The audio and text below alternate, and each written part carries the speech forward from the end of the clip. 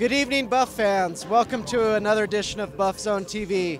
I'm Ryan Thorburn of the Boulder Daily Camera, joined by camera columnist Neil Welk. We're here live Wednesday night for the Colorado-Oklahoma men's basketball game. Neil, the Buffs enter a stretch here where they have 3 winnable home games. What do you think tonight? They got to win them all. I mean, if they want to play in the postseason, if they want to take a legitimate step forward this year and play in the postseason, then they have to win all 3 of these home games and get one on the road. This is a winnable game tonight. They played well against Oklahoma in the past. They beat them here a couple of years ago. This is a game that they definitely can win if they play well.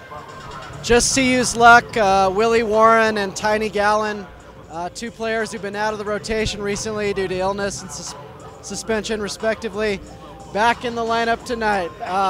Willie Warren was a preseason National Player of the Year candidate before the season. Obviously Oklahoma's been a mess, so that hasn't worked out, but this guy's legit.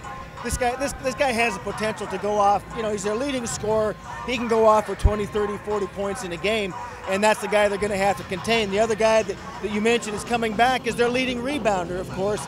Tiny Gallon is his name. He's about 6'11", 240, and he's the guy that they're going to have to deal with inside. So 2 guys that they obviously would have liked to seen out of the lineup one more night. They're in here tonight.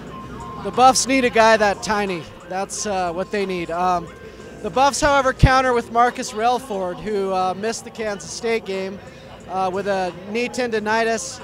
Marcus is back in the lineup, so I think the Buffs need that balance. Corey Higgins and Alec did too much of the heavy lifting at K-State. They had 2 starters who didn't even take a shot. For the Buffs to win Big 12 games, you got to have 3 or 4 guys in double figures. Yeah, and I think Relford does 2 things. One, he can score, he can rebound and play defense, but he also forces the other team to pay attention to him, and that's going to free up Corey Higgins. It's going to free up the looks that Alec Burks gets a little bit. And so I think it's, you know, what he brings to the table is a lot. And I think that's one reason I like the Buffs' chances tonight is Marcus Relford's had a little rest. He's back in the lineup, and that should help. Looking at the big picture real quick, Mike Bone at his roundtable. The big items that the media want to know about were obviously Pac-10 expansion and football, but on the basketball side, they're going to break ground on a practice facility that they really need in March. That'll be done in 11 months. And Jeff Bzdelik's contract, he's going to be 3 years in, and they had to break ground on that before his 3rd year was over. You know, I think Jeff Bzdelik is going to get a contract extension. I don't think it's on his radar right now. Honestly, I don't think Jeff worries about it. I think, as Mike Bone said yesterday, Jeff Bzdelik's roots grow deeper into this community every day. He likes it here. Jeff Bzdelik looks at next year as a reward for 3 years of a lot of pain and a lot of work. And I think he looks at next year as the potential for a big reward. And so I think next year they'll be talking to Jeff about a long-term extension. Yeah, I asked Jeff about the contract earlier this season. He just looked at me and laughed and said, I'm not a big concern right now, not worried about it, don't want one. It's like you get those when you earn them, and that means going to the NCAA tournament.